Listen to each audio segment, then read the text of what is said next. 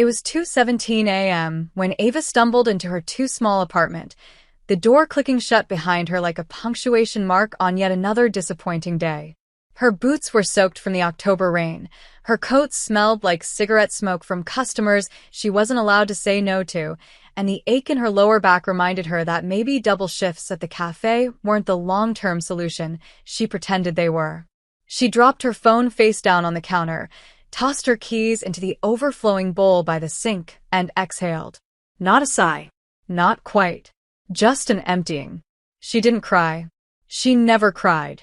Instead, she peeled off her wet socks, made instant ramen with hands that shook from exhaustion, and checked her phone out of habit. And there it was. Her thumb hovered above the screen, rereading the text she'd drafted hours ago but never sent. The one meant for her ex. Her toxic, manipulative, emotionally unavailable ex who'd ghosted her 1 month ago like Ava had meant nothing. Her friends had begged her not to reach out, had practically staged an intervention. But heartbreak made you stupid. Or maybe just lonely. So she hit send. Ava, I know you don't care. I know you're probably laughing. But I just wanted to say it anyway. I miss you. I hate that I do, but I do. And I wish I didn't. She stared at the message for a second after it was sent, waiting for the rush of regret. But what came instead was stillness. A cold, hollow kind of peace.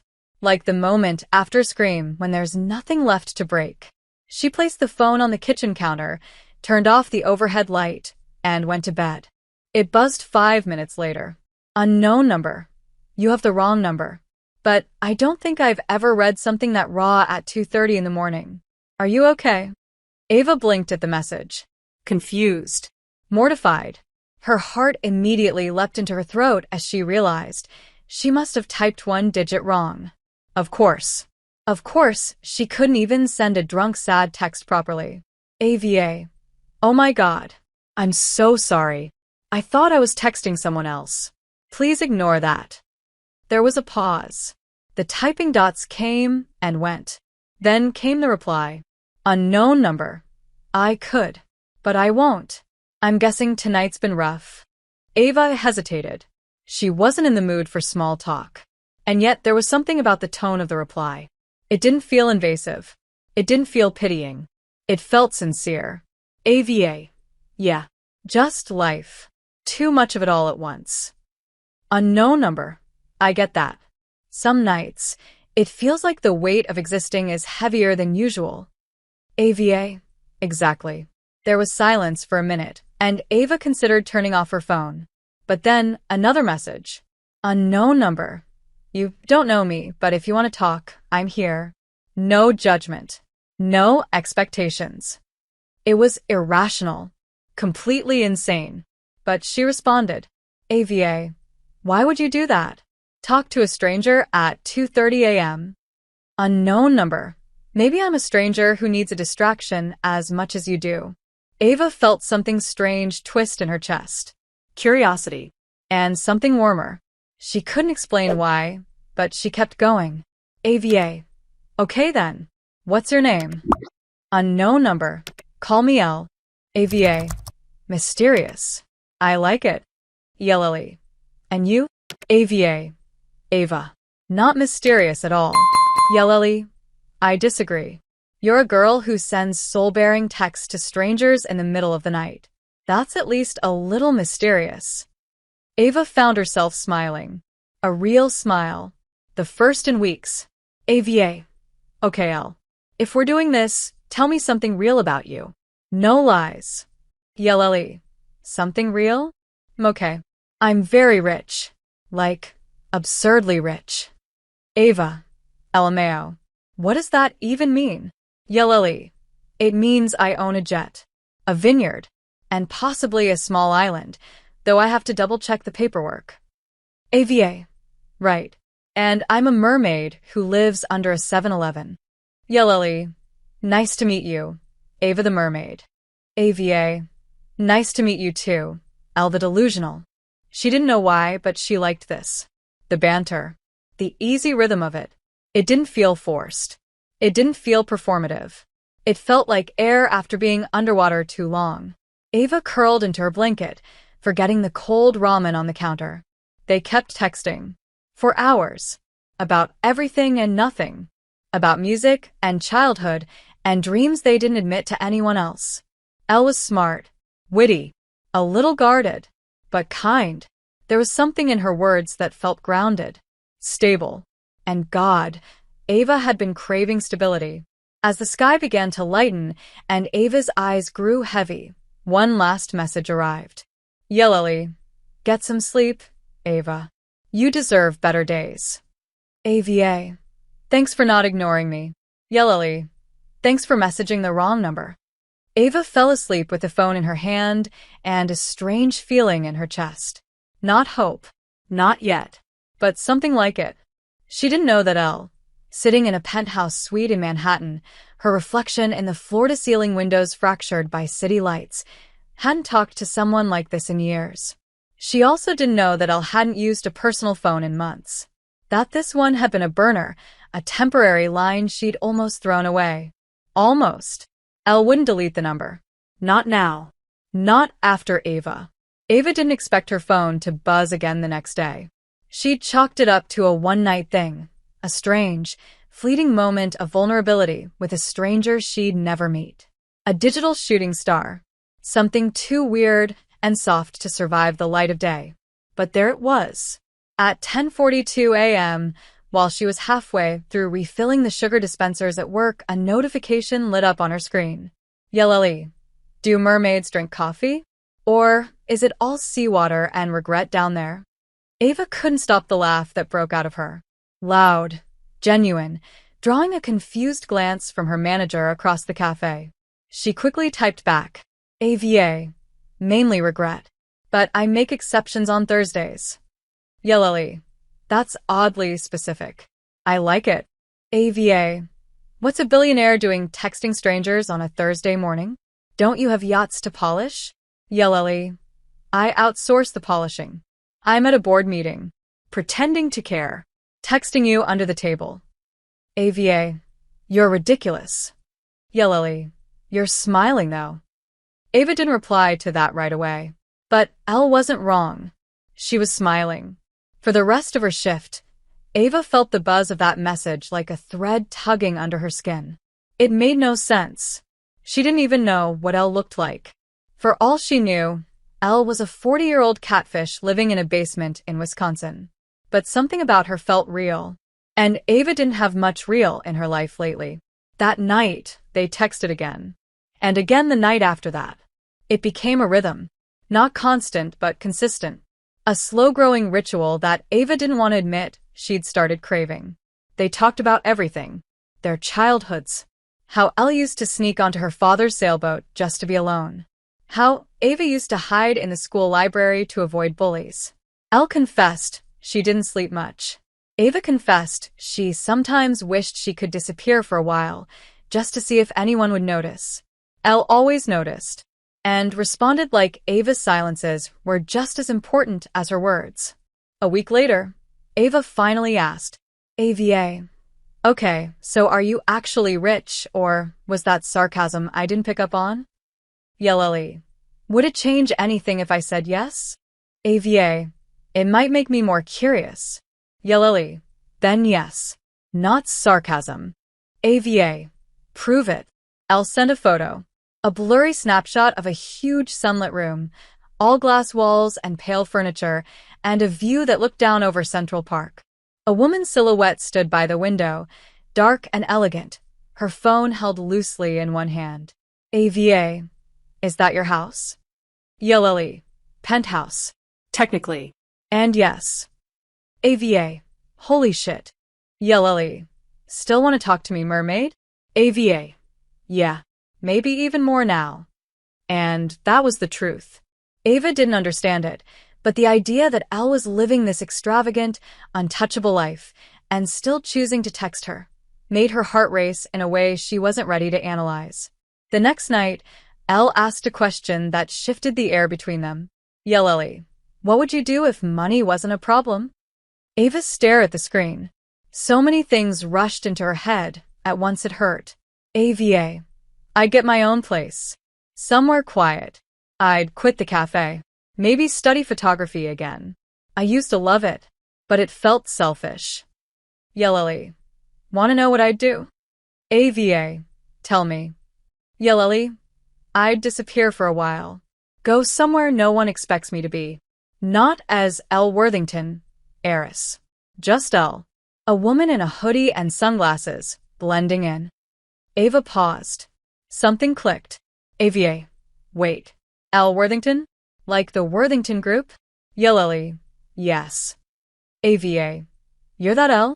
Lily. I was hoping you wouldn't recognize the name. Ava's head spun. Elle Worthington. Billionaire.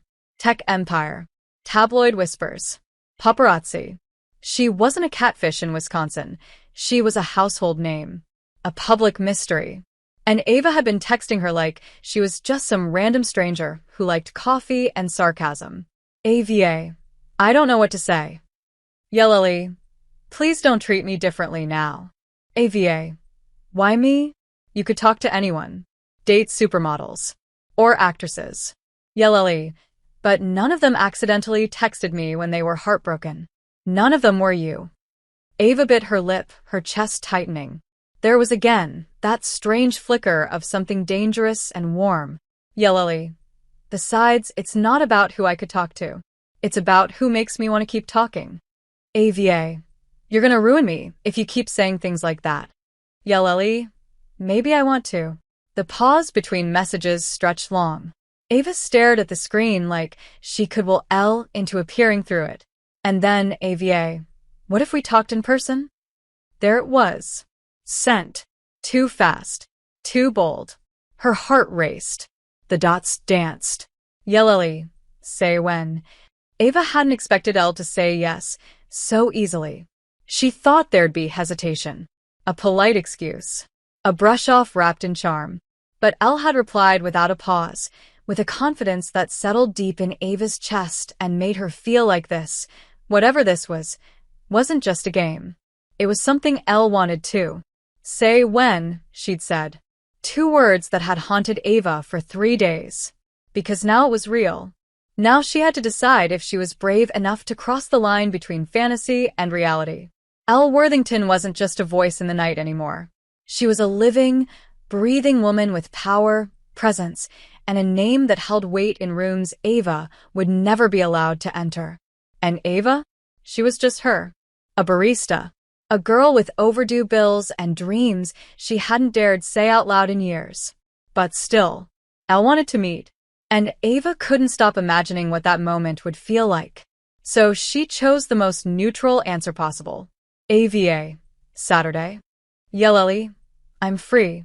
Name the place. Ava bit her lip, staring at her phone like it might explode. AVA. There's a little coffee shop in Soho. Quiet. Nobody goes there but me and a couple of grumpy writers. It's not exactly glamorous, Lily. Perfect. Send the address. Ava sent it, hands shaking, heart slamming against her ribs like it wanted out. All week, she tried to prepare herself. She imagined Elle walking through the door, tall, polished, powerful, and what Ava would say. How she'd act cool, unbothered. Not like a girl meeting a billionaire she accidentally fell for through a text thread. But nothing could have prepared her for the moment the door actually opened. It was Saturday, 2:04 p.m. The cafe was nearly empty. A soft drizzle outside muted the city noise. Ava sat in the corner booth with 2 coffees already on the table. One black, one with oat milk, because Elle had mentioned both in passing during their endless late-night texts. And then she appeared. Elle. In person. Dark jeans. Black turtleneck. A trench coat tied at the waist. Sunglasses she slipped off slowly as her eyes scanned the cafe and locked on Ava. She didn't look like a billionaire. She looked like a storm dressed in elegance. Controlled. Still. But the energy around her crackled. Ava stood too quickly, knocking her knee against the table. Shit. Sorry. Hi. Elle smiled. Hi, mermaid. Her voice was softer in person. Deeper. Like honey warmed over fire. Ava's throat went dry. I wasn't sure you'd actually come. I wasn't sure you'd actually be real. Elle's gaze moved over her, not in a rude or lingering way, but with intensity, like she was cataloging every detail. Ava's oversized sweater, her chipped nail polish, the nervous way she held the edge of her sleeve. They sat. Hey, if you're enjoying this story, go ahead and drop a like to help us grow even more. And let me know in the comments, on a scale from 0 to 10, what score would you give this story so far? Your feedback makes all the difference. Silence stretched for a beat too long, until Ava blurted, "Okay, so this is weird, right? I mean, like good weird. But still, weird." Elle chuckled, leaning back slightly. "We met through a breakup text sent to the wrong number. I think weird is our baseline." Ava laughed, her shoulders relaxing. "You're different in person." Disappointed. No. Worse. Intrigued. Elle's mouth curved. Good. For a while, they just talked. About nothing and everything. Ava found herself leaning forward more than she meant to, her fingers brushing the side of her cup just to keep them occupied. Elle's eyes never left hers for long. It wasn't like anything Ava had known. There were no pretenses. No masks. Just a growing heat under the surface, a slow pull between them that felt magnetic and dangerous.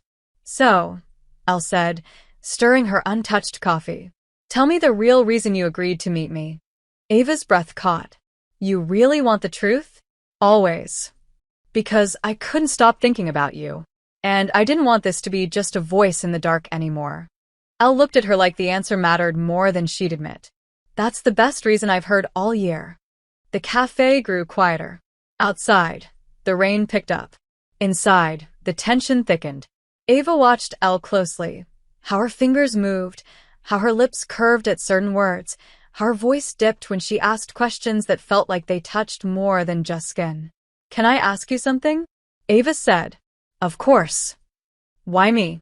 I mean, you could talk to anyone, be with anyone. Why keep texting a girl like me?" Elle didn't answer right away. She looked out the window, then back at Ava with something raw in her eyes. "Because with you, I don't have to be anything except human. And I don't get that very often." Ava didn't know what to say. So she didn't. She reached across the table, slowly, deliberately, and placed her hand over Elle's. Warmth. Real. Solid. Electric. Elle didn't pull away. Instead, she turned her palm and laced their fingers together. "So now what?" Ava whispered. Elle's voice was quiet but steady. "Now we see what happens when fantasy steps into reality." They stayed there for hours. The world outside faded. Nothing mattered except the space between them, the way their knees brushed under the table, the way Ava's breath hitched every time Elle looked at her like she was something rare. When Elle finally stood to leave, she paused at the door. "Can I see you again?" Ava didn't hesitate. "Yes." Elle nodded once, eyes unreadable but intense. "Good. I'll call you." Ava watched her disappear into the rain, her heart pounding so hard she thought it might bruise. She had no idea what she'd just started, but she knew it mattered. She knew it meant trouble, and she knew she'd never be able to go back to silence again. Ava couldn't focus. Not at work. Not at home. Not anywhere, really. Every time she closed her eyes, she saw Elle. The way her fingers curled around the coffee cup, the sharp, assessing glint in her eyes, softened only by the ghost of a smile. The feel of her hand over Ava's, steady, warm, deliberate. She'd never met anyone like Elle. And even though they'd only had one real conversation in person, Ava felt like something irreversible had happened. Something unspoken had shifted. Elle had said she'd call, but she hadn't. Not the next day. Not the day after that. And Ava tried to act like she wasn't counting the hours, the minutes, like she wasn't reading too much into the silence. But by day 4, her stomach twisted every time her phone buzzed, and it wasn't Elle. She'd told herself not to expect anything. That Elle's life was different. Unreachable. That their meeting had probably been nothing more than a curiosity. A detour in a billionaire's busy schedule.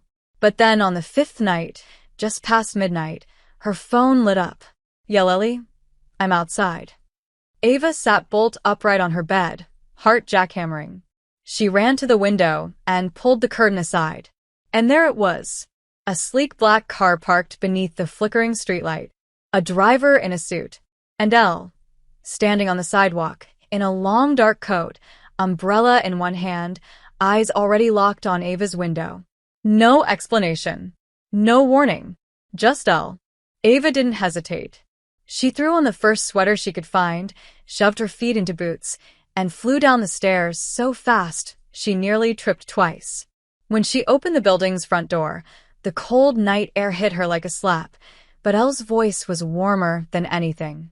"Hey, mermaid." Ava exhaled, breathless. "You really know how to make an entrance." "I was going to text first," Elle said, stepping closer, "but I didn't want to give you the chance to say no." "Why would I say no?" "Because I've been quiet, and you're smart enough not to wait around for people who disappear." Ava's lips parted. "You didn't disappear, didn't I? You showed up. That's all I care about right now." Elle studied her. "I couldn't stop thinking about you." "Then why did you go silent?" Elle hesitated. For the first time, she looked almost unsure. "Because I felt like I was falling. And I didn't know what that meant yet." Ava stepped forward. "And now? Now I'm still falling. But I'm not afraid of it." Ava's breath caught. The space between them was practically humming. Then Elle tilted her head toward the car. "Come with me." "Where?" "Anywhere. Somewhere quiet." Ava hesitated. Not because she didn't want to, but because this was fast. Because this was Elle Worthington.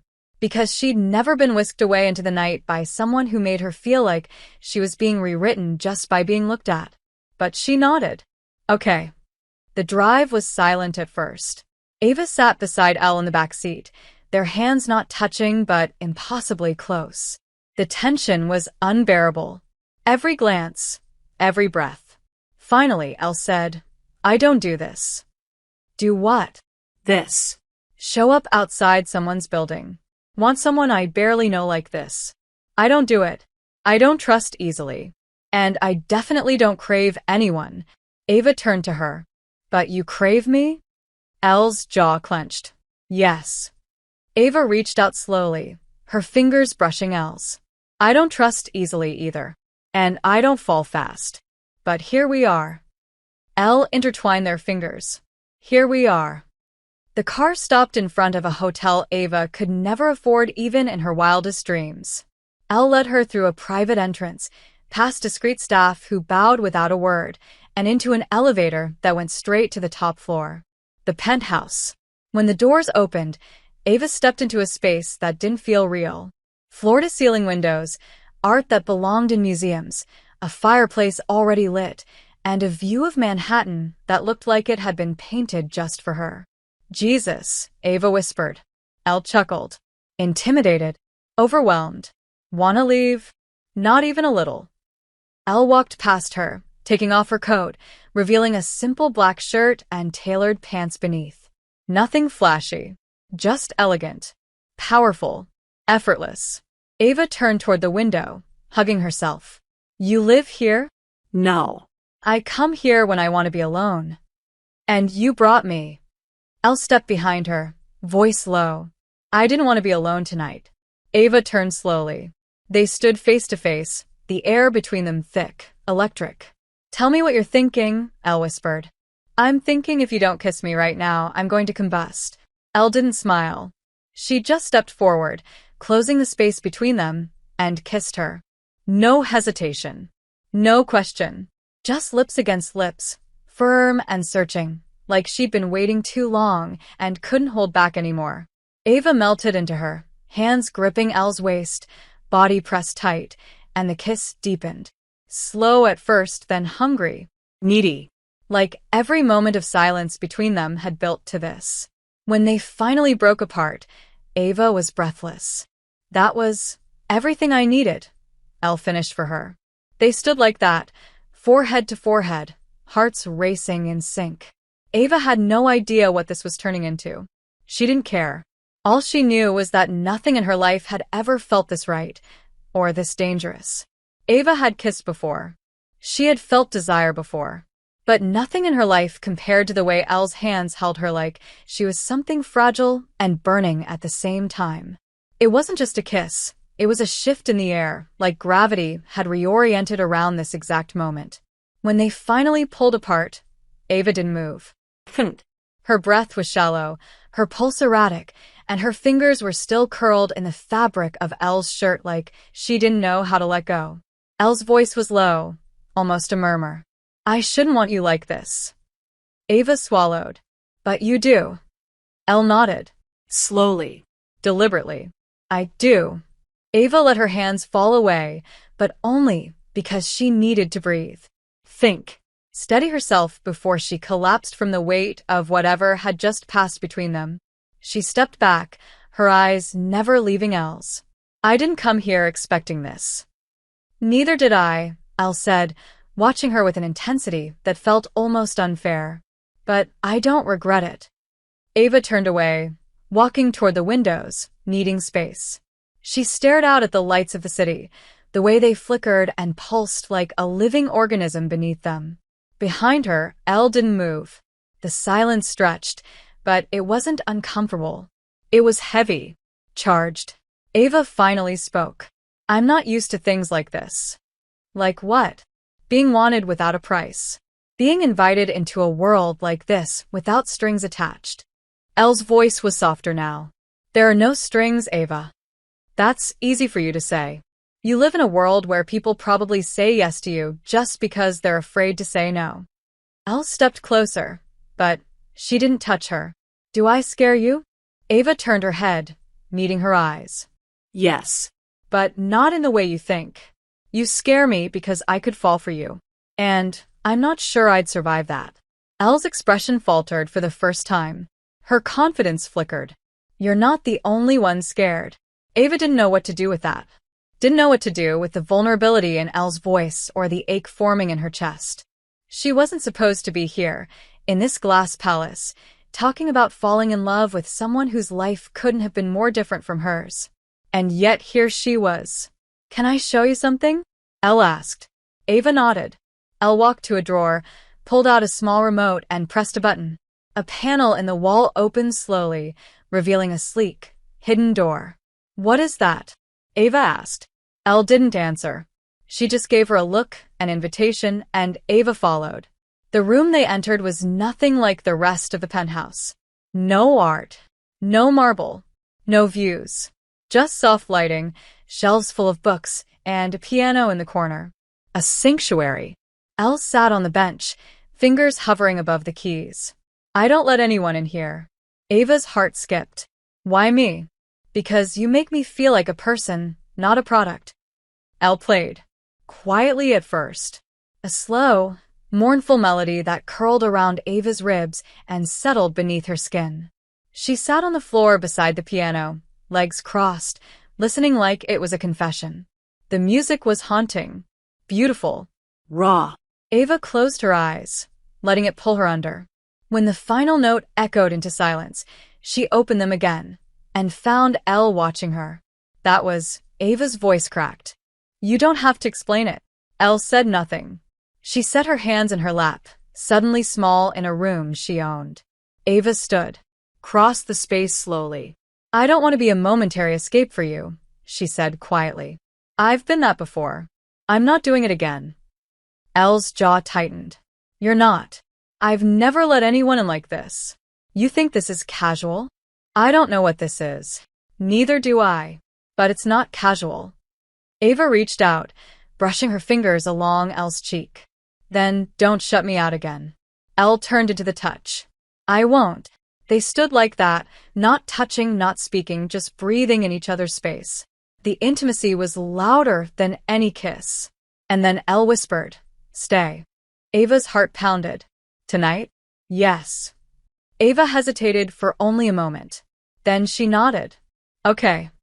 Elle showed her the guest room, despite Ava teasing her that billionaires didn't usually offer guest beds to women they kissed.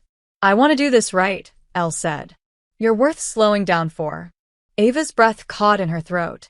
She changed into the oversized t-shirt Elle gave her, something soft and worn that smelled faintly of her perfume, and lay in the giant bed, staring at the ceiling, wondering how her life had flipped inside out so quickly.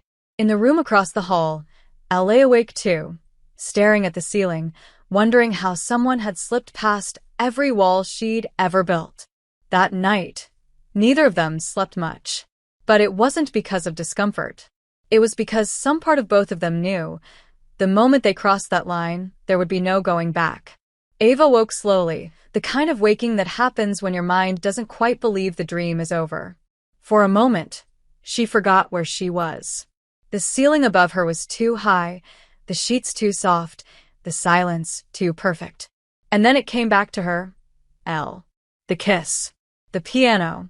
The way her voice had dipped when she whispered stay. Ava sat up, the oversized t-shirt slipping off one shoulder. She padded barefoot across the plush carpet and stepped into the hallway, not sure what she expected to find.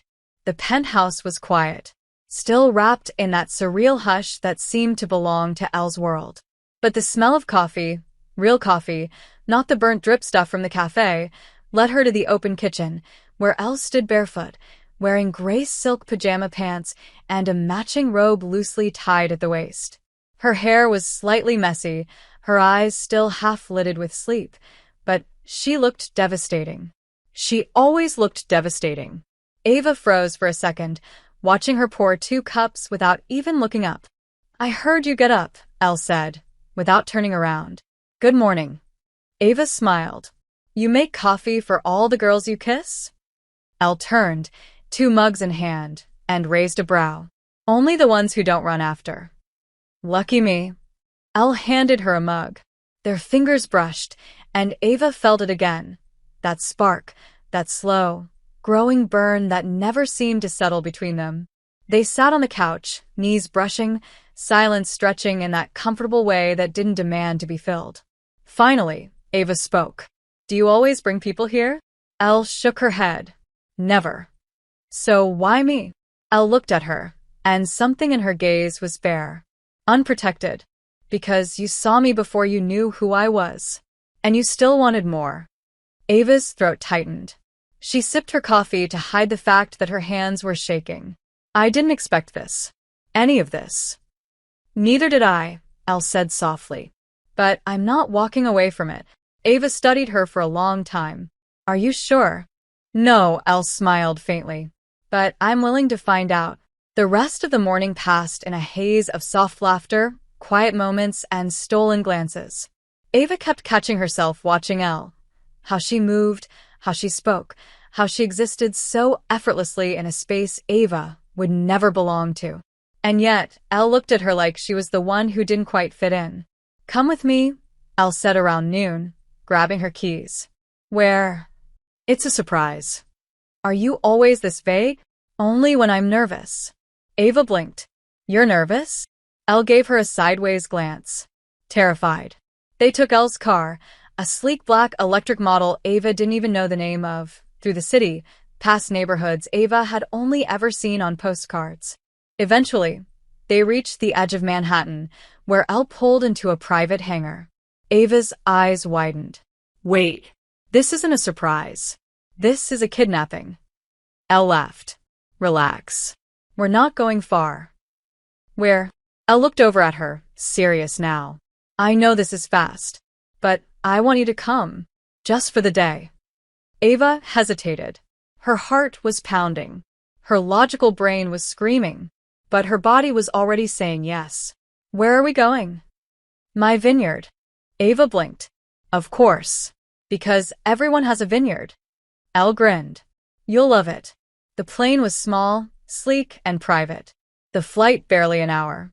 Ava spent most of it staring out the window, her thoughts spinning. When they landed, the air was different, crisp, clean, heavy with the scent of pine and lavender. The estate was straight out of a dream. Rolling hills, neatly trimmed vines. A stone house that looked like it had been imported from Tuscany.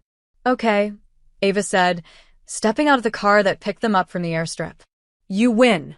This is insane." Elle watched her with quiet satisfaction. "Come on, I want to show you something." They walked through the vineyard, the sun hanging low in the sky. Elle pointed out vines she'd planted herself. talked about wine like it was poetry. Ava was entranced, not just by the place but by seeing Elle in it. Grounded. Calm. Happy. This is your real escape, isn't it? Ava asked. Elle nodded. It's the only place I ever feel like I can breathe. They stopped under a tree overlooking the entire valley. Ava turned to her. You brought me here for a reason. I did. Elle stepped closer.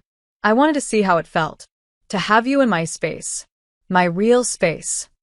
Ava's breath hitched. And Elle brushed a strand of hair behind Ava's ear, her voice barely audible. It feels like I've been waiting a long time for this. Ava didn't say anything. She didn't need to. She leaned in and kissed her, soft, slow, deeper than before. A kiss that tasted like sunlight and risk. Elle wrapped her arms around her, pulling her close, and for a moment, Ava let herself forget everything. The distance, the doubts, the world outside of this moment. They stayed like that until the sun dipped behind the hills, casting everything in gold. When they finally pulled apart, Elle whispered, "Stay the night." Ava met her eyes. In your vineyard? In my bed. Ava's heart flipped. I thought you wanted to take it slow. I do, Elle said. But I also want you. And I trust you to tell me when to stop. Ava didn't look away. Then don't stop. That night, the vineyard was silent. The stars watched quietly as two women who should never have met found something in each other they didn't know they'd been searching for. And neither of them wanted to let go. Ava didn't know how to exist in the morning after. She lay in Elle's bed, white sheets, soft pillows, the faint scent of lavender and skin, and stared at the ceiling like it might offer answers to all the questions rising inside her. The night before hadn't been rushed. It hadn't been wild or messy. It had been reverent, quiet and consuming in a way that left her breathless. Elle had touched her like she was precious, like she was wanted, not just desired. And now, with sunlight slipping through the sheer curtains and birds singing in the distance, Ava felt the weight of what they'd done settle between her ribs like heat. She rolled over slowly. Elle wasn't there, but the sheets on the other side were warm. Lived in. Touched. Ava sat up and wrapped the sheet around her body, patting across the stone floor toward the sound of music and a faint, floral breeze. She found Elle outside on the terrace, barefoot, robe loosely tied, holding 2 mugs of coffee. Her hair was a soft mess, lips parted slightly, eyes lost in the view of her own vineyard. I was hoping you'd wake up before the coffee got cold, Elle said, without turning around. Ava stepped closer, heart tugging at the quiet intimacy of it. You always this prepared? Only when I care. Elle finally looked at her, and there was something so unguarded in her eyes that it made Ava's stomach twist. She accepted the mug, fingers brushing, and they stood side by side, looking out over the vines, the hills bathed in morning gold. Last night was... Ava began, but the words failed her. Elle nodded. Yeah. Ava turned to her. I don't want it to be something we pretend didn't happen. Neither do I. Elle set her coffee down and faced her fully. But I also don't want it to be something we ruin by rushing. Then we don't rush. Ava reached out, touching Elle's wrist. We feel this, whatever this is. Elle's lips curled, a soft, private smile. I like the way you say this. Like I don't know what the hell we're doing? Exactly. They stood there until the breeze grew cool, and Ava eventually went inside to shower. Everything about the space screamed money. Custom products, marble counters, soft towels that probably cost more than her rent, but it didn't intimidate her the way it had at first. Not now. Not after Elle had stripped away every wall between them with her hands and her mouth, and her voice in the dark whispering, "You're safe. You're seen. Stay with me." Later, as they sat on a blanket under a tree with a small basket of cheese, fruit, and fresh bread, Ava asked the question that had been clawing at the back of her mind. What happens when we go back to the city? Elle didn't answer right away. She stared out over the hills, her fingers absently brushing Ava's knee. Honestly, I don't know. You said you don't trust people easily. I don't. So, what are we doing? Elle met her gaze. I'm trying. Isn't that enough for now? Ava nodded slowly. It was more than she'd expected. More than she'd dared to hope for. But something in her still tensed. A voice in her head whispering that things this good don't last. That fairy tales end when the dreamer wakes up. By the time they flew back to Manhattan that night, the mood had shifted slightly. Elle was quieter. Ava tried to pretend she didn't notice.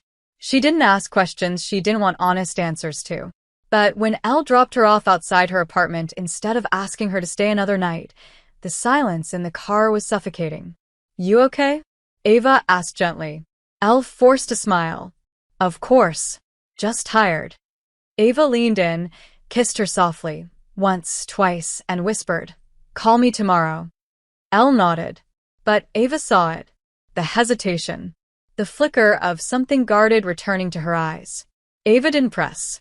She stepped out of the car, watched it disappear down the street, and stood there in the cold night air, arms wrapped around herself, heart already aching with questions. The next day, Elle didn't call. Nor the day after that. Or the next. Ava tried not to spiral. Tried not to check her phone every hour. She replayed their night at the Vineyard like a movie she wasn't sure had ever actually existed. Maybe it was all too much. Maybe Elle had panicked. Maybe she decided Ava was too complicated. Too different. Too real. On the fourth day, Ava broke. "Ava, I know you're busy. I know you don't owe me anything. But you said you didn't want to pretend it didn't happen. So, why are you pretending now?" No reply. Hours passed. Ava sat at work trying not to cry into someone's cappuccino.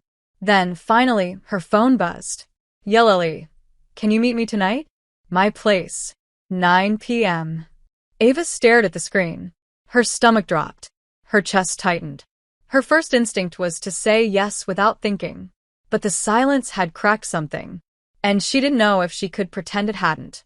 "Ava, I'll be there." She took a cab. She didn't dress up.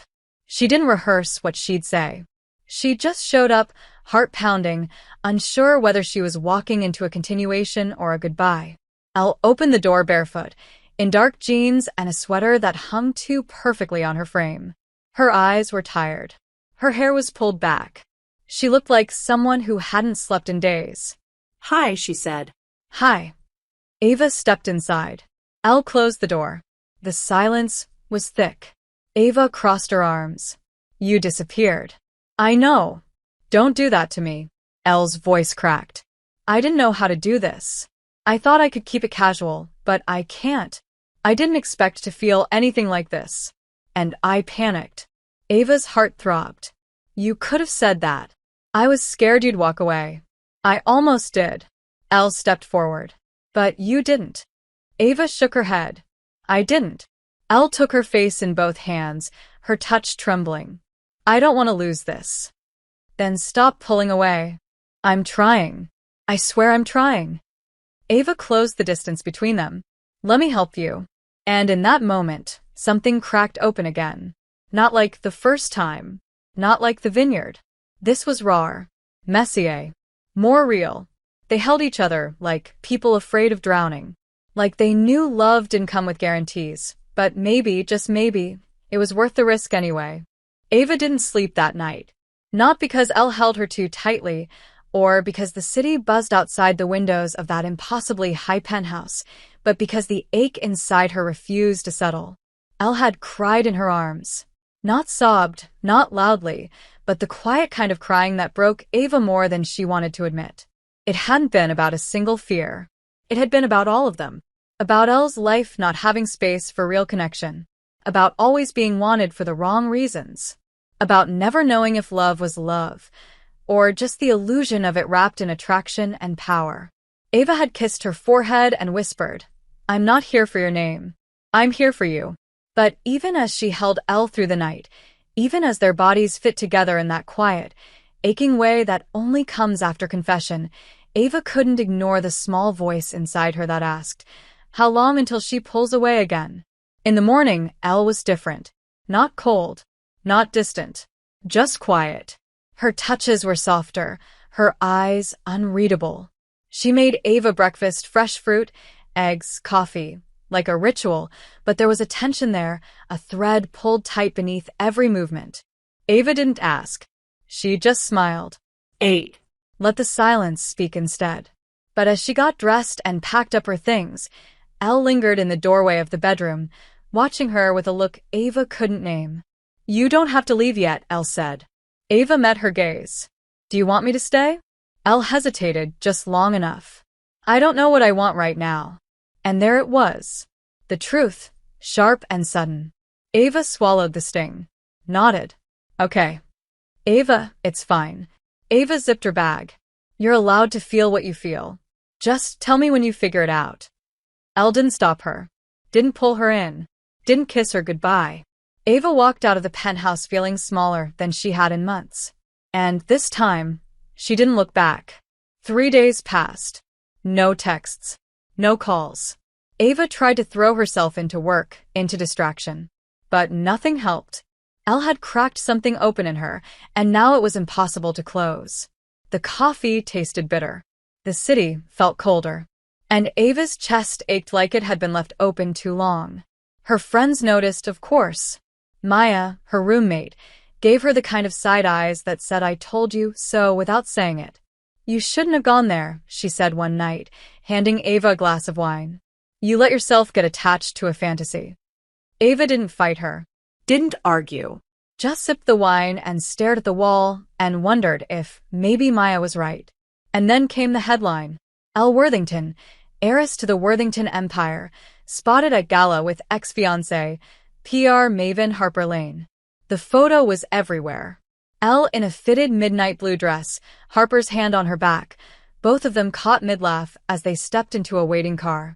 Ava stared at the screen like it might morph into something else if she just blinked hard enough. She didn't cry. She didn't scream. She just sat there, silent, cold, empty. The phone buzzed. Maya again. Are you seeing this? Ava turned off her phone. The days after that were slow. Numb. Ava moved through them like a ghost, haunted by a kiss under a vineyard tree and the way Elle's voice had cracked when she said, I'm trying. Clearly not hard enough. Until Friday night, when her phone buzzed again. Yell, Ellie. I need to explain. Please. Ava stared at the message for a long time. Her thumb hovered over the screen. Then she typed, AVA. You owe me more than a text. Yell, Ellie. I know. I'm outside. Ava's heart stopped. She ran to the window. And there Elle was again, standing in the street, dressed in all black, hair pulled back, eyes fixed on Ava's window like nothing else in the world existed. Ava didn't move, didn't open the door. She waited, made Elle ring the bell. When she finally did, Ava opened the door and stared at her like she was someone she didn't recognize anymore. You lied to me. Elle's voice was low. I didn't. You were at a gala. With your ex. It wasn't like that. It looked like that. Elle stepped inside. It was a PR move. My father's team set it up. He's pushing for a merger that Harper's firm is involved in. He wanted the cameras to capture something that looked strategic. Ava crossed her arms. And you couldn't warn me? Prepare me? I didn't know it would blow up like this. You disappeared, Elle. Again. And then the next thing I see is you on the arm of someone you used to love. Elle's voice cracked. I don't love her. But you didn't choose me either. Silence. Long, devastating. Elle took a step forward. I'm trying to choose you. I just don't know how to do that in a world where everyone's watching. Where every move is a headline. You have no idea what it's like. Ava stared at her, tears burning behind her eyes. Then let me in. Stop shutting me out every time things get complicated. I'm scared I'll ruin it. You are ruining it. Elle's chest rose and fell sharply. Please, don't walk away. Ava shook her head. I don't want to. But I'm not going to keep chasing someone who only opens the door halfway. Elle stepped closer, voice shaking. Then tell me what to do. Ava's voice broke. Fight for me. That was it. The challenge. The plea. The line drawn in the sand. And Elle? She didn't back away. She stepped forward and kissed her. Not soft this time. Not tender. But desperate. Fierce. like she understood exactly what she had to lose. Ava melted into it, hands gripping Elle's coat, letting herself fall for one more second. And when they pulled apart, Ava whispered, "You get one more chance. Don't waste it." Elle nodded, forehead pressed to hers. "I won't." Ava didn't know if she believed her. But for now, she was still standing in the doorway. And that meant maybe, just maybe, it wasn't over yet. Ava didn't believe in second chances. Life had taught her better. People didn't change. Promises didn't hold. And most apologies came too late, wrapped in guilt instead of sincerity. But somehow, Elle had cracked through that part of her. Not with grand gestures, not with diamonds or trips or whispered I'm sorries, but with something quieter. She showed up. Again and again. Elle called every morning that week. Nothing dramatic, just her voice, still scratchy with sleep, asking how Ava slept, what she was drinking, what time her shift started. And when Ava got home at night, there was always something waiting at her door. A book she'd mentioned in passing. Her favorite brand of chocolate. A handwritten note, once, folded into a small envelope with her name on it, that simply said, "You were never too much. I was just too afraid." Elle didn't push to see her. Not right away. She gave Ava space. Time. But she didn't disappear again. And that, more than anything, began to soften the ache in Ava's chest. Friday night, Ava called her. Just one word. Come. Elle didn't ask questions. 30 minutes later, she was there. No driver. No flashy car. Just Elle, in jeans and a dark sweater, hair in a messy bun, standing at Ava's doorway with hope in her eyes and her heart in her hands. Ava didn't speak. She stepped aside and let her in. The apartment was warm, dimly lit by a few candles. Music played low from her speaker. An indie playlist Elle had once sent her at 2 in the morning, full of heartbreak and yearning and songs with lyrics too close to the bone. "You've been quiet," Elle said softly. Ava nodded. "I needed to be." "I know." They stood there in the tiny living room like the last time might still be echoing around the walls. Ava finally broke the silence. "Do you want to know what scared me the most?" Elle stepped closer, not touching her. "Yes." "It wasn't seeing you with Harper. It wasn't the silence after. It was realizing I'd already fallen for you, and that you still had the power to destroy me." Elle's breath caught. "Ava, let me finish." Ava's eyes burned, but she didn't look away. "I told myself I wouldn't fall. I told myself not to get attached. But I did. And the truth is, I love you. Even when it hurts. Even when I hate that I do. I love you." Elle's eyes welled instantly, tears building without permission. "Say something," Ava whispered. Elle crossed the space in a heartbeat. Her hands cupped Ava's face with a gentleness that made her ache. "You're not alone in this. I love you too. I've been trying not to say it because I thought I'd mess it up. Because I always do. But I do. I love you." Ava's body trembled. Every defense she'd built crashing in the face of that voice, that look. Then stay. "Not just tonight. Not just when it's easy." "I will." "Don't promise unless you mean it." "I've never meant anything more." Ava kissed her. It wasn't soft. It wasn't sweet.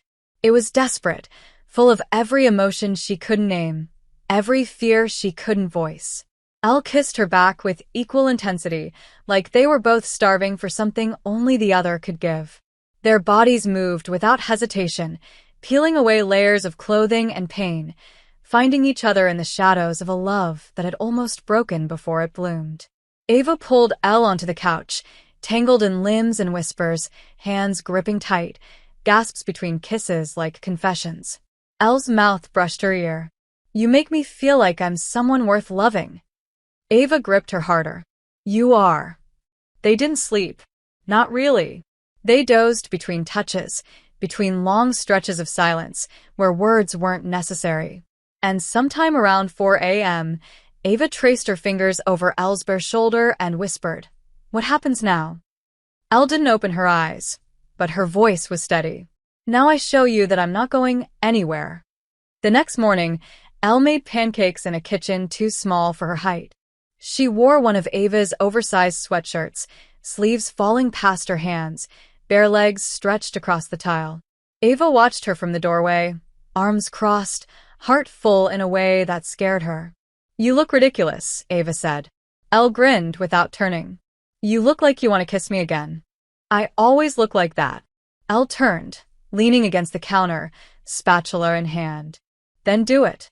Ava walked over, slow, deliberate, kissed her like the world had stopped, and they were the only two people left in it. Later that day, Elle pulled out her phone and set it on the table. "I want you to see something." "What?" Elle opened her calendar app. It was filled with color-coded chaos, meetings, events, trips, commitments Ava couldn't even fathom. But Elle tapped through them one by one. Cancelled. Cleared. Deleted. Ava blinked. "What are you doing?" "Making space for you." "Elle, don't say I don't have time. Don't say I'm too busy.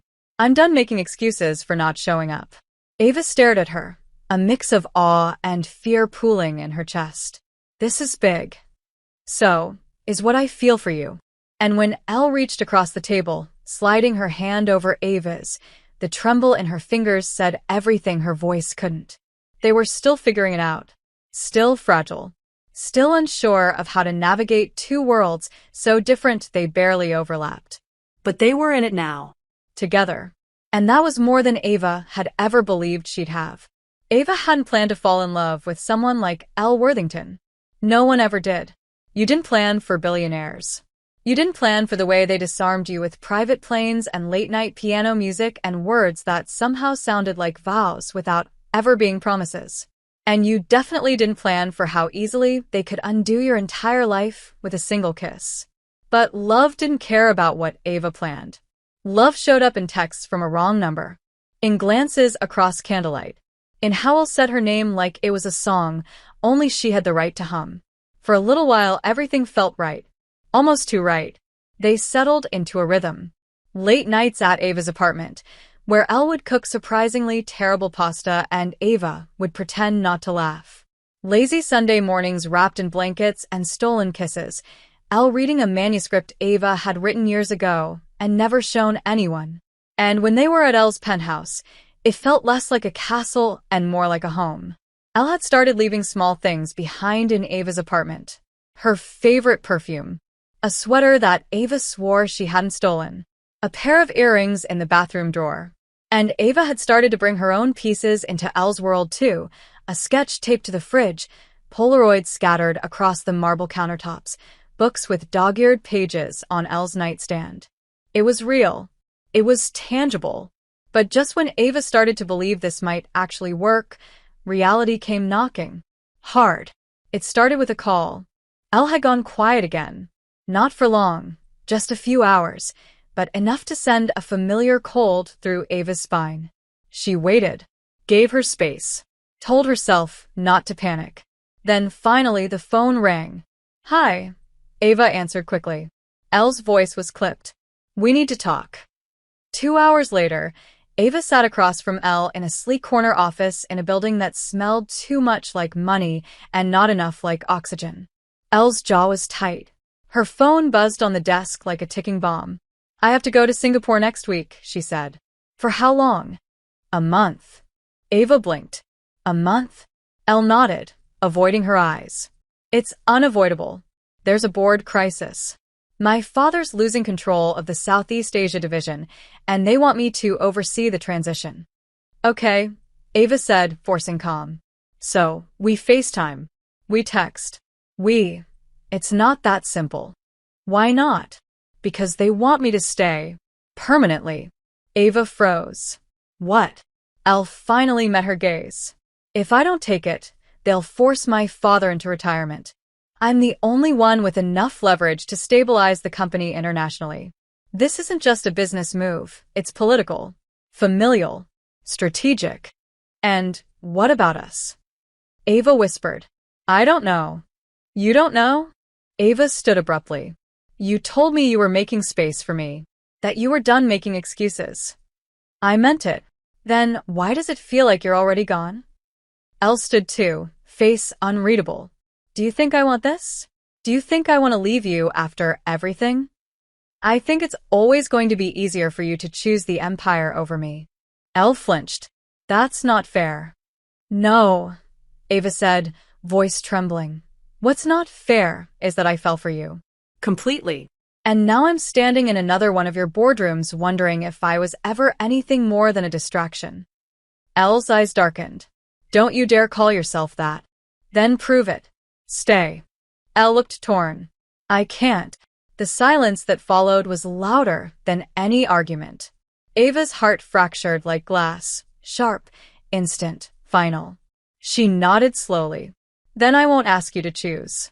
Because if you loved me the way I love you, there wouldn't be a choice. Ava, don't, she said, stepping back. Please don't say anything else. Elle's voice cracked. I don't want to lose you. Ava gave her a broken smile. You already have. She left without looking back. Not because she wanted to, but because staying would have destroyed her. The following days moved like static.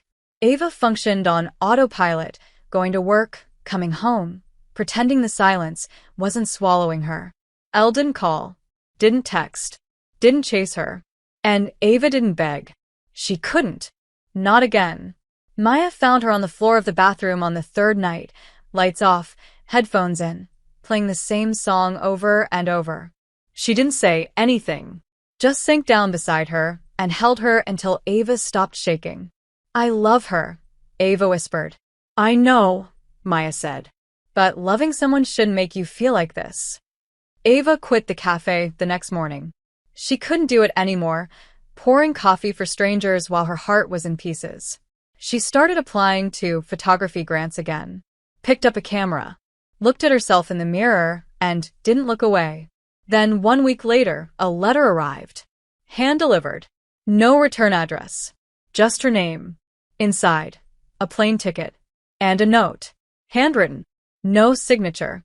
If there was a world where I could be yours without conditions, I would choose it every time. But I can't ask you to wait. I only ask you to look up at the stars once in a while, and know I'm doing the same.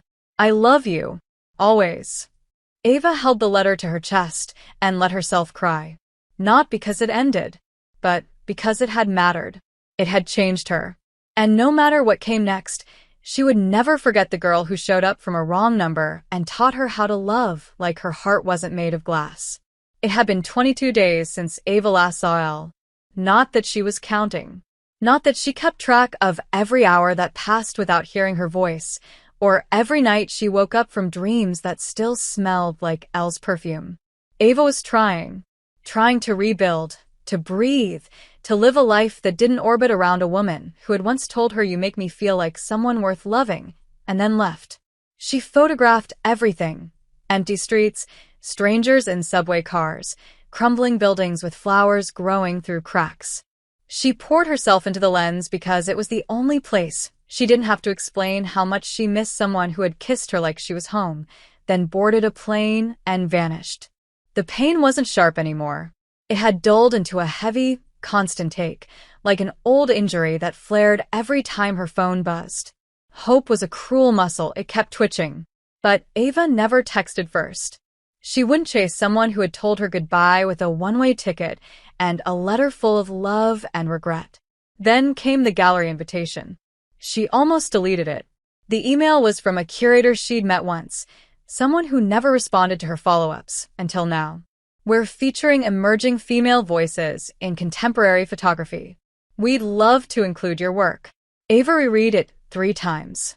Her hands trembled. Her heart pounded. And for the first time in weeks, she felt something that wasn't grief. Opening night came faster than she expected. She wore black. Simple. Clean. Safe. The small gallery in Brooklyn buzzed with soft music, wine glasses clinking, and the low hum of conversations in half-lit corners. And there, on the wall, was her name. Her photos. Her soul on display in color and shadow. People paused. Pointed. Whispered. She didn't know what they saw. But they felt something. She could see it in their faces. These are devastating, someone said near her. In a beautiful way. Ava turned to smile. Polite, grateful, hollow. And then she froze. Because across the room, near the far wall, standing perfectly still beneath the soft glow of a spotlight, was Elle. Dressed in black, hair pulled back, eyes locked on a single photo. It was the one Ava had almost pulled last minute. A self-portrait, taken 2 days after Elle left. No makeup, no smile, just Ava, bare and quiet, sitting on the floor with her knees pulled to her chest, looking out the window as if waiting for something that wasn't coming. Ava's breath caught. She didn't move. Elle didn't either. Not until Ava took one step. Then another. Then they were standing face to face for the first time in 22 days. "You're here," Ava said, voice barely above a whisper. "I never stopped being here," Elle answered, eyes glossy. "I just didn't know how to come back. You sent me a goodbye letter. I sent you the only truth I could give at the time. You said you couldn't ask me to wait, and I didn't." Elle stepped closer, voice trembling. "But I hoped. Every night. I looked at the stars and wondered if you still hated me." Ava exhaled slowly. "I never hated you." "Then say something else. Anything. Please." Ava looked down, then back up. "Why are you here?" Elle swallowed. "Because I couldn't stay away. I saw the invite. Booked a flight before I could talk myself out of it. And what do you want now?" "I want a second chance." Ava laughed once, bitter. "You already had a second chance. And you left." "I know," Elle said, stepping even closer. "But I also know I'll spend the rest of my life trying to earn a third if you let me. You can't just walk back in like nothing happened." "I'm not. I'm walking back in because everything happened." Silence stretched. The crowd around them melted away. Ava looked at her for a long time, and then she walked past her. Elle turned quickly, panic in her face. But Ava didn't leave. She stopped in front of the photo Elle had been staring at and said quietly, "You broke me." "I know," Elle whispered behind her. "But you also woke me up. I spent my whole life chasing power, legacy, control. And then you showed up and ruined all of that with your laugh. With your heart. With your stupid coffee orders." Ava's eyes burned. "I waited for you." "I'm not asking you to wait anymore," Elle said, stepping behind her. "I'm asking you to come with me." Ava turned slowly. "Come with you where?" Elle reached into her coat pocket and pulled out a folded envelope. The board offered me a choice. "Stay in Singapore and take over permanently or walk away from everything." Ava blinked. "You walked away?" Elle nodded. "I resigned 2 days ago." "You gave it all up?" "I didn't give anything up," Elle said. "I finally chose what matters. And it's you." Ava stared at her, a war raging behind her ribs. "And if I say no?" "Then I'll still come to every gallery. I'll still buy every print. I'll still love you quietly from a distance until you forget how much it hurt to look at me." Ava laughed through her tears. "You're unbelievable. Is that a yes?" Ava didn't answer. She stepped forward, grabbed Elle by the lapel of her coat, and kissed her. Right there, in the middle of the gallery, in front of strangers and whispers and the photo of her own heartbreak. Elle kissed her back like it was the last time. Like it was the first time. Like it was every moment they'd lost and everyone they hadn't lived yet. When they pulled apart, Ava rested her forehead against Elle's and whispered, "Don't ever leave like that again." "I won't," Elle breathed. "Never again." That night, they lay tangled together in Ava's bed. No penthouse. No vineyard. Just a too small mattress and a cracked window letting in the October air. "I don't have much," Ava said softly. "You have everything," Elle whispered. "You have me." And for the first time since that wrong number, Ava believed it. Ava wasn't used to being chosen. Not like this. Not in a way that burned through the surface and settled in her bones. She kept waking up in the middle of the night, half expecting the room to be empty, the coat gone from the chair, the scent of Elle's perfume already fading from her pillow. But every time she opened her eyes, Elle was there, sometimes curled around her, breathing soft and steady against the back of her neck. Sometimes already awake, staring at her like she was something rare, like Elle still couldn't believe Ava was real. But always there. Present. Consistent. Elle had meant it. She wasn't going anywhere. And for the first time, Ava let herself believe it might be true. Life didn't pause for their happiness. That was the cruel part. Even love this deep, this hard one, had to exist inside the noise of everything else. The world hadn't forgotten Elle Worthington. If anything, her decision to step down from the Worthington Group had made her more of a headline than ever. Billionaire heiress walks away from empire for love? The articles spun themselves. Speculation. Commentary. Some calling it a feminist declaration. Others calling it reckless. Irresponsible. A woman throwing away a legacy for lust. Elle didn't respond to any of them. Not publicly. Not even privately. She simply turned off the notifications, silenced the phone calls, and pulled Ava closer every night like she could mute the entire world with her hands. But Ava felt the pressure. She saw how Elle's jaw clenched when her father's name came up on her screen. How her fingers shook when she checked the news. How her voice got smaller when she asked, "Are you sure you're okay with all this? With being seen next to me?" Ava always answered the same. "You're not the headlines. You're Elle." Still, the whispers grew louder.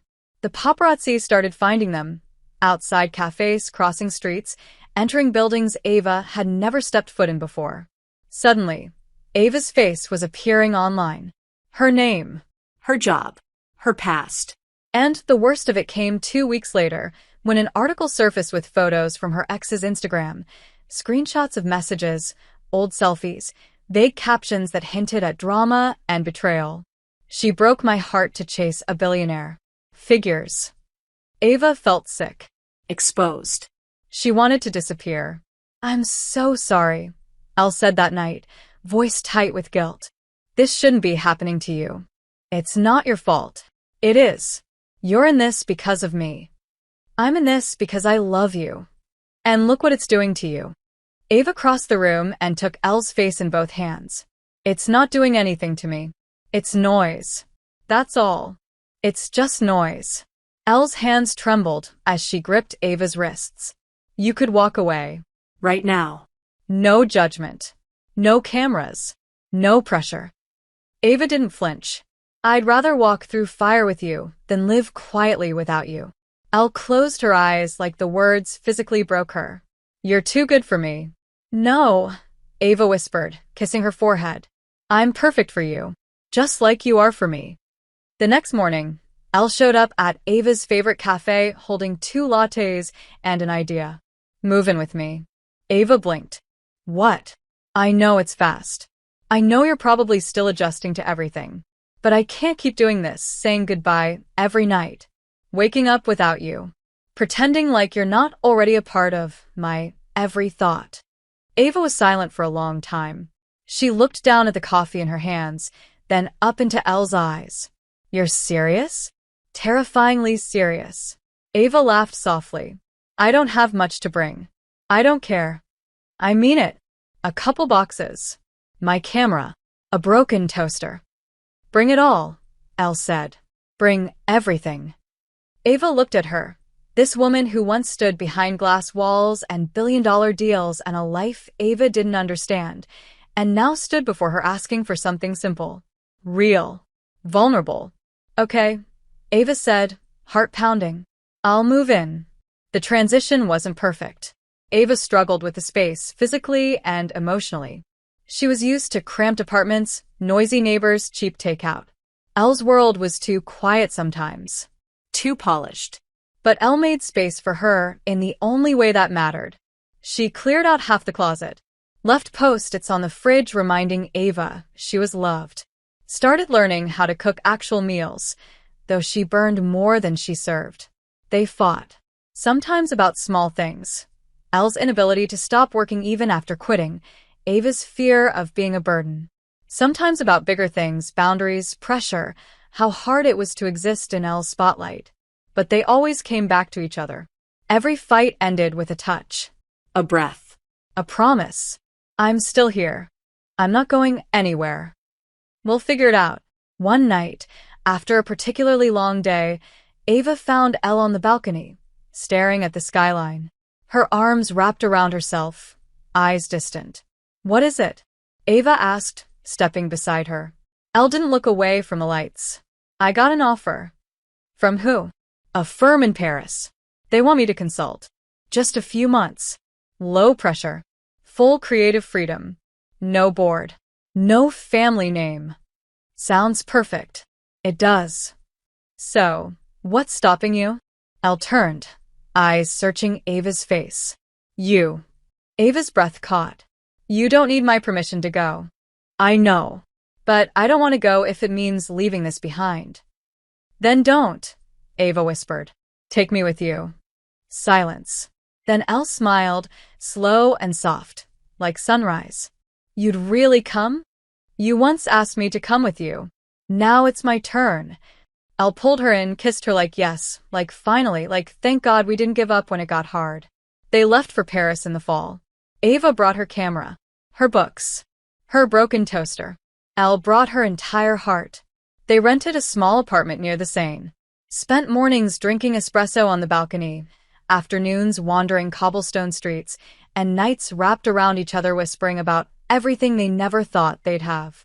One night, as rain painted the windows and jazz hummed low from a speaker, Elle held Ava's hand and asked, Do you still think this started by accident? Ava leaned in, smiling against her lips. No. I think I messaged the exact right number. And neither of them believed in accidents after that. Paris softened them. It gave them space to exist outside of the noise, away from headlines and legacies and the weight of who they were before. In the soft haze of autumn, wrapped in scarves and each other, Ava and Elle built a life so quiet, so intimate, it felt like the world had finally learned how to leave them alone. Ava spent her mornings wandering the streets with her camera slung over her shoulder, chasing light and laughter and shadows between the stone buildings. She'd return with cheeks pink from the wind, fingers cold, and eyes alive in a way Elle hadn't seen in a long time. Elle worked with the consulting firm in a way she never had before, without pressure, without anyone watching her every move. For once, her ideas mattered more than her name. Her mind was her own again, and it showed. She smiled more, laughed easily. She kissed Ava with a slowness that had nothing to do with hesitation and everything to do with appreciation. They hosted quiet dinners with a few friends they'd made, an artist who painted the Seine from the same bench every day, a retired ballerina who ran a bookshop. They filled their little apartment with books, plants Ava forgot to water, and postcards they never sent but kept buying anyway. At night, they danced in the kitchen barefoot, read in bed, made love like the world was ending and beginning all at once. And for a moment, it felt like they'd escaped it all, like the chaos had been left behind. But peace is never permanent. Not when you've both built your lives in the wreckage of high expectations. It started with a phone call Elle didn't take, then another, then a letter, official, heavy, delivered by hand from a man in a suit who spoke French too quickly for Ava to understand. Elle's face went pale when she read it. She said nothing for 3 days. Ava waited, knowing the shape of Elle's silence by now, knowing how it turned cold at the edges when something bigger was brewing. Finally, on a Tuesday night while Ava was editing photos on the couch, Elle sat across from her and said, My father's dying. The words hit like ice. What? Ava asked, voice small. He has months, maybe weeks. Ava swallowed. What does that mean for you? He wants to see me before the end. Ava reached for her hand. Okay, so we go. You say goodbye. It's not that simple. Elle's eyes flicked away. He wants to give me everything. The company, the shares, the legacy. But there's a condition. Ava's chest tightened. What condition? I have to return to New York. Permanently. Publicly. As a Worthington. Silence fell heavy between them. Ava pulled her hand away slowly. So, it's happening again. No, it is. You're being asked to choose again.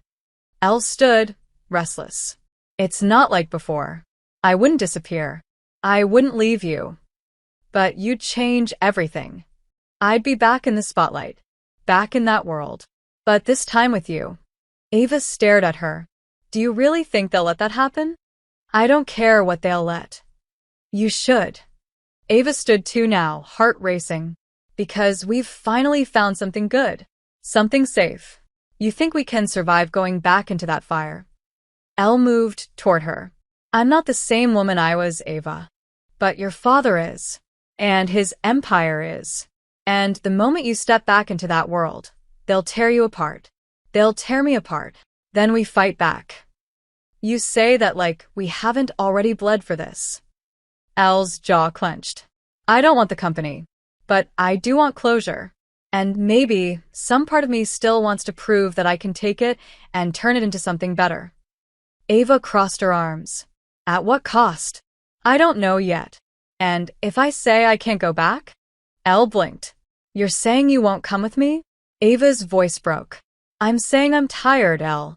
I'm tired of constantly wondering if love is enough to survive all the things that want to kill it.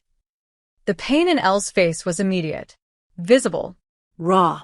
I don't know how to walk away from him when he's dying. And I don't know how to walk back into a life that made me feel invisible.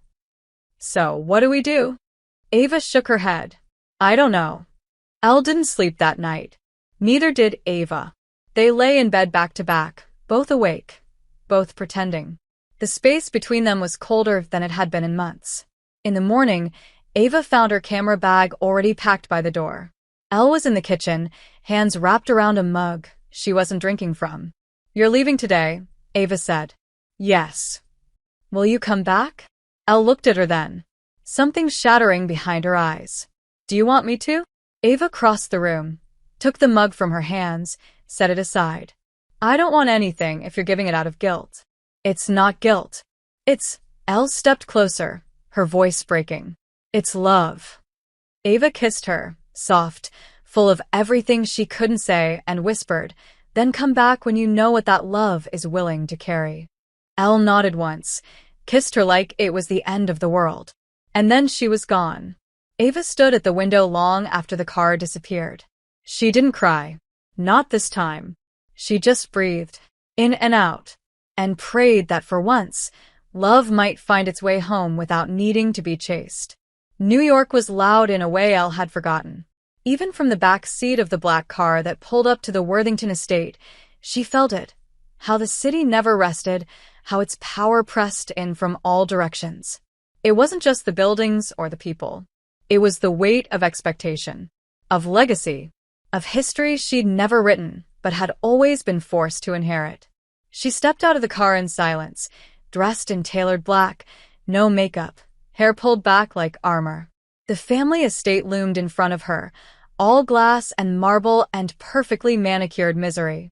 The same but emptier now. Her father waited inside, frail and thinner than she remembered. His voice was still sharp, though. His eyes still calculating, even through illness. I didn't expect you to come, he said. That's because you've never understood what love does to people, she replied.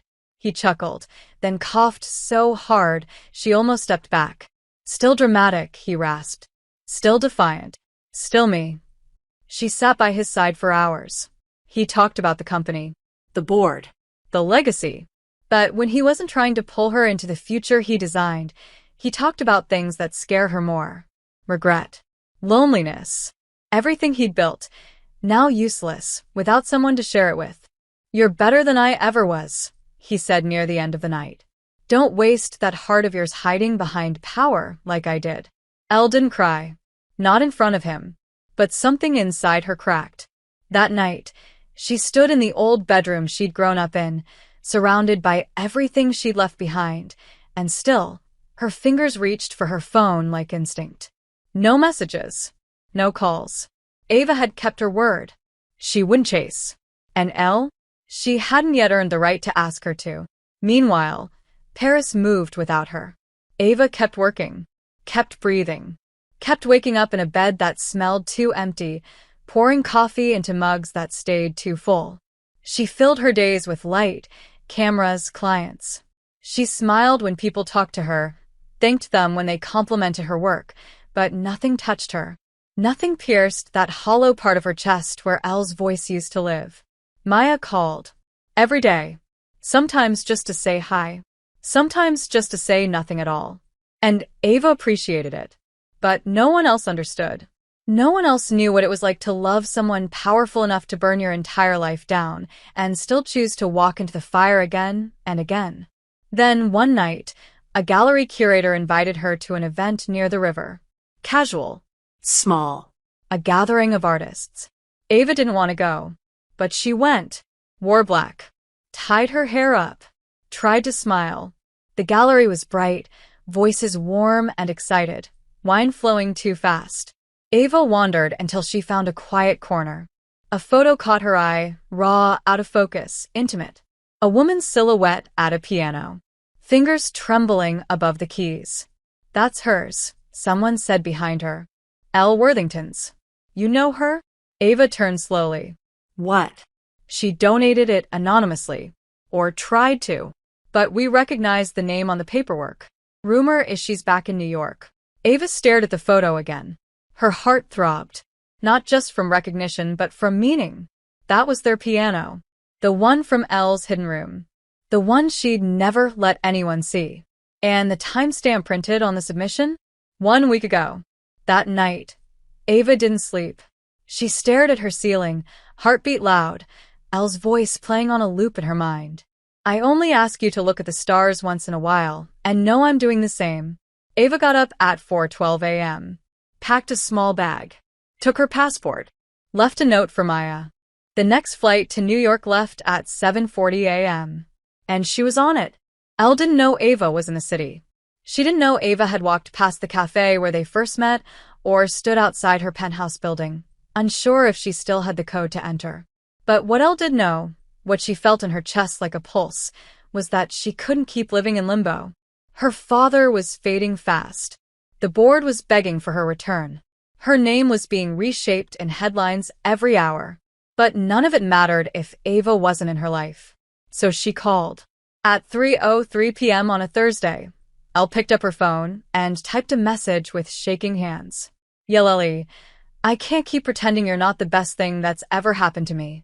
But before she could hit send, there was a knock at the door. Slow. Deliberate. Elle walked to it in a daze. Opened it, and Ava was standing there. Wind in her hair. Eyes glassy. Mouth parted like she'd been holding back every word for too long. You left, she said, voice low. Elle's throat tightened. I had to. But I didn't ask you to choose between me and your father. You didn't have to, Elle whispered. I did anyway. Ava looked away, breathing hard. I saw your photo. You weren't supposed to. But I did. She looked back at her then, eyes burning. Why did you give it away? Elle stepped forward. Because the moment I took it, I knew I was already losing you. And I needed to remember how that felt. To never let it happen again. I didn't come to forgive you, Ava said. I came because I needed to see if this still hurts. Does it? Ava stepped into her. Inches away. Yes, she whispered. But not as much as it hurts not to be with you. Elle exhaled shakily. So, what do we do now? Ava looked up at her. Steady. Strong. You stop waiting for the world's permission. And you choose me. Loudly. Publicly. Without shame. I already did. Then say it again. Elle cupped her face, kissed her forehead, then her mouth, slow, reverent, trembling. I choose you. Over the empire. Over the headlines. Over everything. Good, Ava said, tears slipping free. Because I didn't fly across an ocean just to walk away again. Elle laughed. Shaky. Breaking. Healing. You flew across an ocean for me? No, Ava said. I flew across an ocean for us. And finally, after everything, Elle pulled her into the apartment, into her arms, into a love that had survived every storm and still knew how to bloom. And this time, neither of them let go. 1 year later, the weather in New York had shifted again. Early spring, that sweet, reckless moment where the cold finally surrendered to something warmer. Softer. Ava stood on the rooftop of their apartment, camera in hand, hair tied up messily, sunlight clinging to her skin like it belonged there. Elle watched her from the doorway. Still barefoot. Still in love. Still unable to believe this was real. You're staring again, Ava said without looking, adjusting the lens. I'm legally allowed, Elle replied, stepping forward. You're mine. Ava smirked. Yours, huh? Elle wrapped her arms around her from behind, rested her chin on Ava's shoulder. Completely. It hadn't been perfect. After Paris, after the reckoning, after Ava showed up at her door demanding to be chosen out loud, Elle had made good on her word. She turned down the board's offer, declined every attempt to pull her back into the corporate cage. Instead, she took her inheritance and built something new. Quiet. Clean. A foundation that funded emerging queer artists, created spaces where young women could build without apology, lead without compromise. No cameras. No press releases. Just purpose. Ava didn't need the world to see Elle change. She felt it every day. In the way Elle listened now. In the way she touched her like nothing else existed. In the way she never, ever, disappeared again. They moved into a loft in Brooklyn. Big windows, wooden floors, a kitchen Ava actually used now. Their life wasn't glamorous, but it was theirs. Mornings with black coffee. Late nights editing photos on the floor. Walks along the river. Sundays at the farmer's market where Elle always bought too many peaches and pretended it was for Ava's smoothies, even though she hated smoothies. Ava launched her own gallery show in February. Full house. Every piece sold. Elle didn't stand in the front row. She stood in the back. Hands in her pockets.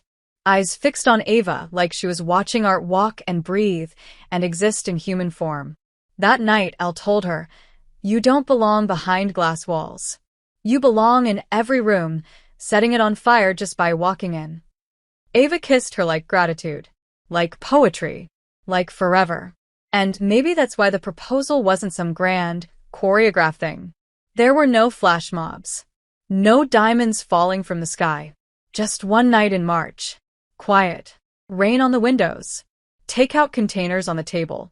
Ava pulled a small box from under the couch and set it in front of Elle. Open it. Elle frowned. What is this? Just open it. Inside, a ring. Simple. Elegant. A thin band of gold with a small engraving on the inside. Wrong number, right person. Elle blinked hard. Ava. I didn't want to wait for a perfect moment, Ava said softly. Because I don't need perfect. I just need you. Elle covered her mouth, speechless. You're asking me? I know you're not used to being chosen, Elle, Ava whispered, kneeling down in front of her, heart racing. But you are. By me. Every day. Every time. For the rest of my life, if you'll let me. Elle dropped to her knees too, hands cupping Ava's face like she might shatter if she didn't hold her steady. Yes, she breathed. God, yes. They kissed on the floor, rain against the windows, the city glowing outside like it was celebrating them. The wedding was small. No photographers. No headlines. Just them. Barefoot in a garden upstate, surrounded by the few who mattered. Maya cried the loudest. Elle's voice trembled when she said her vows. Ava said hers like a promise carved into time. And when they kissed, the world stood still for a moment. Finally. Completely. Later that night, they sat in the grass behind the house, heels off, champagne half drunk, fingers laced. Can you believe this all started with a wrong number? Ava asked. Elle smiled. No. But I'm glad you weren't paying attention. Ava leaned her head on Elle's shoulder. I didn't think I'd get this. Not love like this. You didn't get it, Elle whispered. You built it. With me. Ava closed her eyes, breathing in the scent of lavender and firewood and the woman she'd chosen again and again. What now? Now. Elle looked up at the stars. We live. We create. We get old and cranky and drink overpriced coffee and make fun of people on the subway. Ava laughed. And if we fight, then we fight, Elle said. And then we talk. And then we touch. And then we choose each other again. Ava turned to her, voice quiet and full of wonder. You really think we'll last forever? No, Elle said, eyes shining. I don't think. I know. And in the end, that's what it was. Not a fairy tale. Not an accident. Not even a miracle. Just love. built piece by piece, scar by scar. A wrong number that found its way to the right person. And stayed. If you enjoyed this content and want to support the channel in a special way, try clicking the thanks button below. It's the one with the heart and $ icon. With super thanks, you can make a direct contribution to the channel, which helps me keep creating awesome videos for you.